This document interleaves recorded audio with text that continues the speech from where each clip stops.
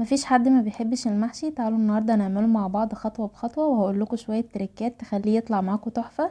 لو عجبكم الفيديو ما تنسوش تشتركوا في قناتي اكله مع انوش وتفعلوا زر الجرس عشان يوصلكوا كل جديد، ومستنيه تقولولي رايكم في الكومنتات.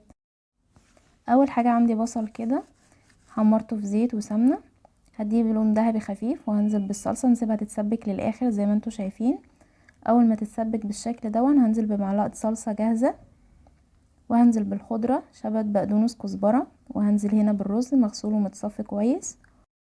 معايا هنا ملح فلفل كمون مكعب مرقة بابريكا شطة 7 بهارات، ونقلب المكونات كلها مع بعض وننزل بيها في بولة. هنا الخطوة بقى اختياري بس بتخليه طعمه تحفة. عندي هنا فصين توم وقرن فلفل حراق وطماطمية وبصلاية ضربتهم كويس في الكبة، ونزلت بيهم كده على خلطة المحشي واديتهم معلقتين زيت، وظبطت الملح وكده الخلطة جاهزة معايا. هسيبها على جنب بقى تبرد. هنجهز اللحمة.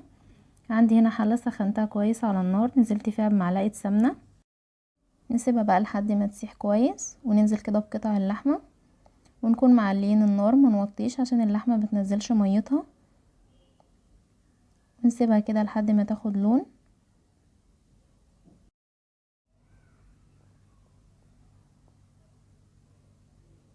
اول ما تاخد لون كده من على الوش التاني هنقلبها لحد ما تتحمر من جميع الجهات. ما نزلتش ميتها عشان معليه النار. وهنا هنزل بقى ببصل وطماطم وجزر متقطع كده زي ما انتوا شايفين، وعود قرفة، وكام فص حبهان كده، وكام فص قرنفل، وكام ورقة لورا، وهنقلب المكونات كلها مع بعض.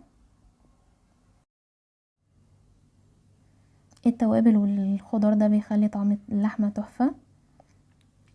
نشوح فيها كده شوية حلوين.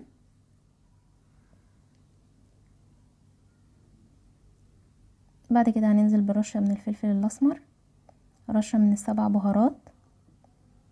طبعا مش هنحط ملح دلوقتي خالص عشان الملح بيأخر سوى اللحمة، هنحطه في الآخر لما تستوي. هنديها كده تقليبة.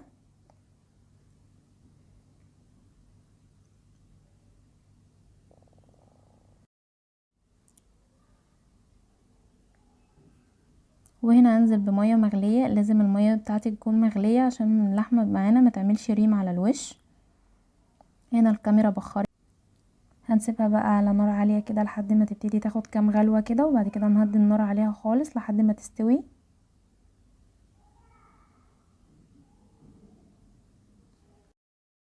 هنا عود القرفة اللي احنا حطيناه دون بيودي الطعم في حتة تانية بجد. اعملوا الطريقة دي وهتعجبكم جدا، هتشربوا احلى شوية شوربة بجد، كان طعمها تحفة. هنا بقى الخلطة بردت.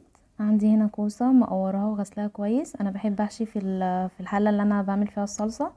حطيت في قعر الحلة كده بصل متقطع شرايح وطماطم، بيدى طعم حلو قوي. وهنبتدي ان احنا نحشي الكوسة. مش هنملاها للاخر ولا هنضغط على الرز قوي علشان مش يكون مكتوم معانا وما يستويش، يعني نخلي فيها فراغات كده شوية من جوه، ما نضغطش عليه قوي وما نملاهاش للاخر.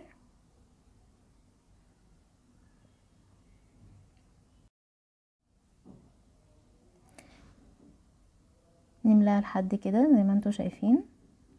نخليش اي رز عليها من بره. هعمل معاكم واحدة كمان بنفس الطريقة.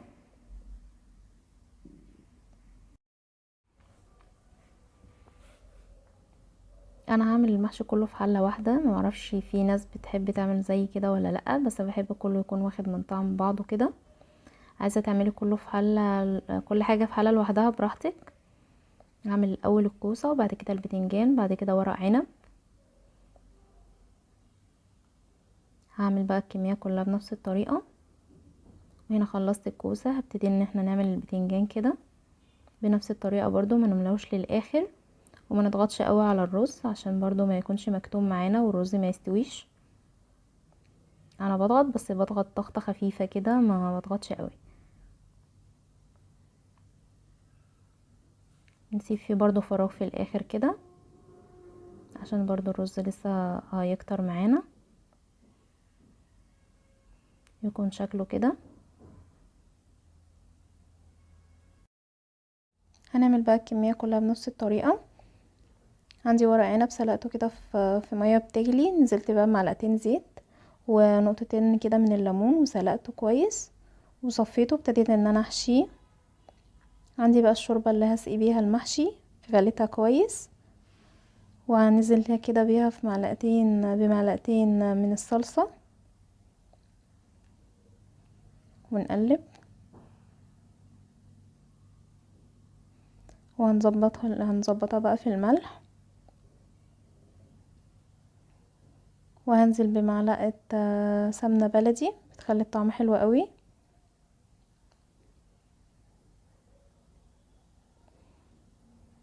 الشوربة كده كده كانت بتغلي، فاول ما هننزل بالسمنة كده هتسيح. هنبتدي ان احنا نسقي كده المحشي بتاعنا، هنسقيه لحد كده ما ياخد يبقى نص الكوسة ونص البتنجان، مش هنكتر عن كده. وهنحطه بقى على نار عالية لحد ما يتشرب الشوربة دي كلها، وبعد كده نوطي النار ونسيبه على نار هادية لحد ما يستوي. وهنا قدمته بقى مع لسان عصفور وسلطة خضراء واللحمة اللي عملناها مع بعض. اعمليه بالطريقة دي هتعجبكم جدا.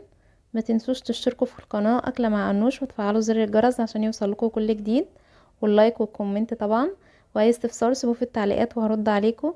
اشوفكم في فيديو جديد، مع ألف سلامة.